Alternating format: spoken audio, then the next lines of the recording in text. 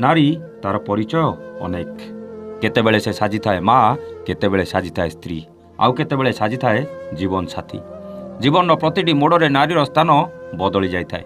आज ए समाज रे नारी को प्राधान्य दि जाउथाय मध्य केउठी ना केउठी पुरुषर प्राधान्यता उच्चरे देखा जाए।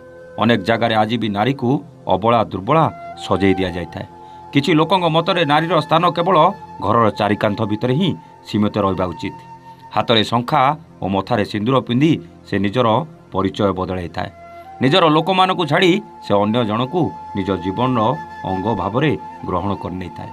किंतु सेही हाथ में शंखा और मथारू सिंदूर जेतेबेले ता पाखरु दूरे चल जाए सेतेबेले से समस्तक नजर रे भांगी पड़ी थाए। आउ ए दुनिया आगरे तार परिचय हो जाए गोटे अभागिनी। आउ सेही परिस्थिति बाहरी जड़े नारी को आगू बढ़िया ताकू केते जे संघर्ष करने को पड़े तार हिसाब काहाकू बा जणा न थाए। आज आम गहण रे अछंती सेमिति एक नारी जहां पाखरे पाई आमे गर्व अनुभव करुछु। भद्रक जिला भंडारीपोखरी ब्लॉक अंतर्गत कुरिगा पंचायत कंटी ग्रामर आशा दीदी स्वर्णलता पति जे कि सारा अंचल स्वर्ण माँ भाव परिचय पाई। प्रथमे 100 टंकार दरमारे पाचिका भाव निजर कार्य आरंभ करथिबा बेले निजर परिश्रम बल से एबे जणे आशाकर्मी भाव कार्य करुछंती।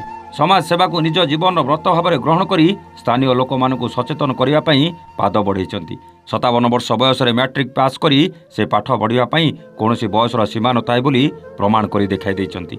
जाहाकु नै सारा ओडिसा रे से प्रशंसार पात्र साजिथिले। निज निस्वार्थपरता कार्य और लोकंग सेवारे निजको उत्सर्ग करी से आज सारा अंचल मार परिचय पाइछंती। निज दैनंदिन जीवन 24 घंटा लोकंग सेवारे उत्सर्ग करबाकू केबे भी पछघुंचा देइनांती स्वर्णलता। पिलाठू आरंभ करी बुढ़ा पर्यंत समस्त को से निजर करी सेवा दे थांती।